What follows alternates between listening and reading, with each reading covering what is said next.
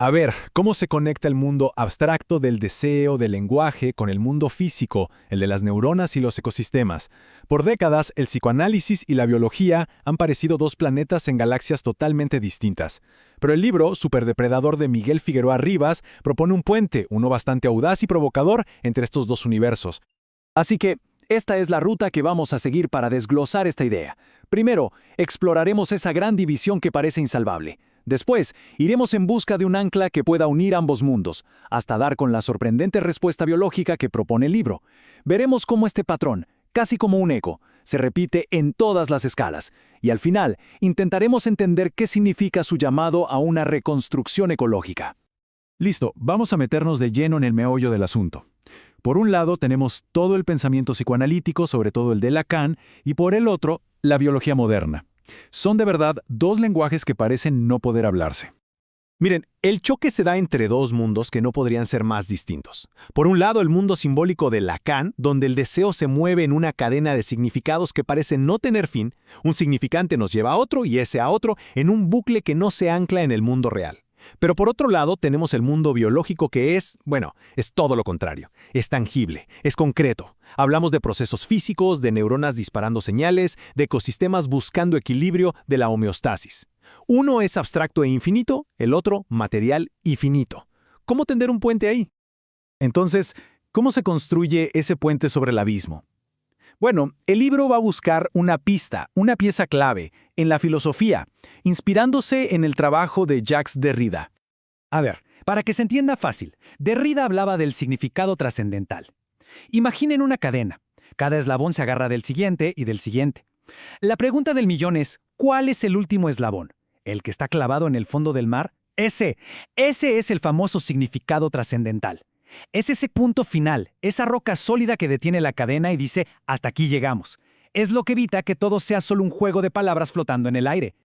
Y justo aquí en este punto es donde Superdepredador pone las cartas sobre la mesa y hace su jugada más importante. El autor nos dice que ha encontrado ese eslabón final, ese significado trascendental que buscaba Derrida. Pero ojo, con un giro totalmente inesperado. No es una idea, no es un concepto abstracto.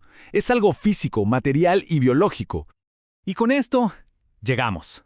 Llegamos directo al corazón de la teoría, a la revelación que busca unirlo todo, mente y materia. La pregunta entonces es esa, ¿no? ¿Cuál es ese evento físico de carne y hueso que por fin detiene esa fuga infinita del deseo y el lenguaje y la clava en la realidad?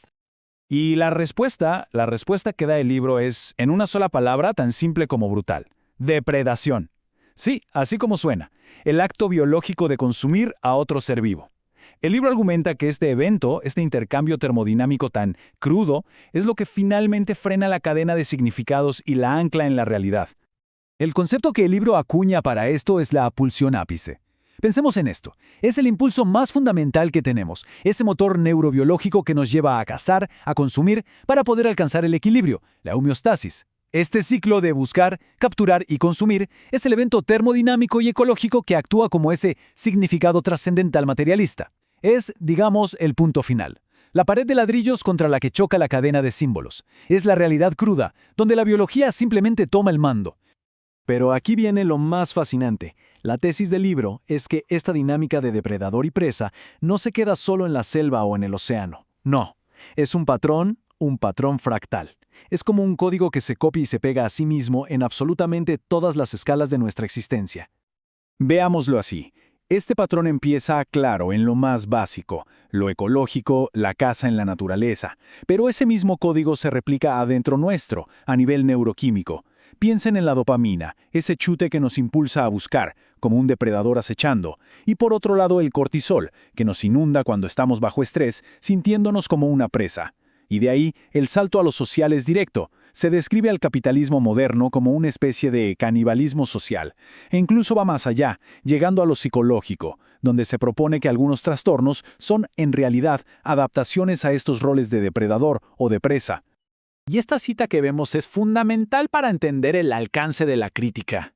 La escisión ápice, ese es el término que usa el libro, para un momento clave en nuestra historia, cuando ese impulso depredador dejó de apuntar a los animales y se volteó hacia otros seres humanos.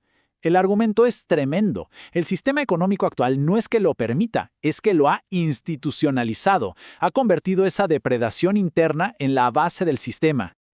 Ok, hasta ahora el diagnóstico puede sonar un poco oscuro, ¿verdad? Pero el punto del libro no es quedarse ahí, en la crítica. Es proponer una salida, una forma de sanar esta fractura. Y a eso lo llama la reconstrucción ecológica.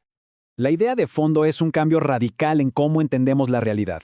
En lugar de solo ver hechos aislados, esta epistemología ecológica nos invita a convertirnos en diagnosticadores de relaciones. Cuando vemos una interacción, la pregunta ya no es solo ¿qué pasa?, sino ¿es una relación de depredación donde uno extrae valor y el otro lo pierde? ¿O estamos ante una dinámica de presa, movida por el miedo? O, y esta es la clave, ¿podemos encontrar o construir una relación simbiótica de beneficio mutuo? Con esta nueva forma de ver, el camino a seguir se dibuja casi por sí solo, en 3 pasos. Primero, usar estos lentes para identificar la depredación donde sea que esté, en nuestras relaciones, en el trabajo, en la economía. Segundo, tener el valor de interrumpir esos ciclos de extracción. Y tercero, que es el gran desafío, construir de forma consciente, de forma intencionada alternativas, sistemas y relaciones que se basen en la simbiosis, en la reciprocidad. Y todo esto nos deja con una pregunta final, una que resuena bastante fuerte. Si, como propone Superdepredador, la depredación es realmente el código oculto que está corriendo detrás de tantas de nuestras crisis, tanto personales como colectivas, entonces el desafío se transforma por completo. Ya no se trata solo de entender el código. La verdadera pregunta es, ¿podemos reescribirlo juntos?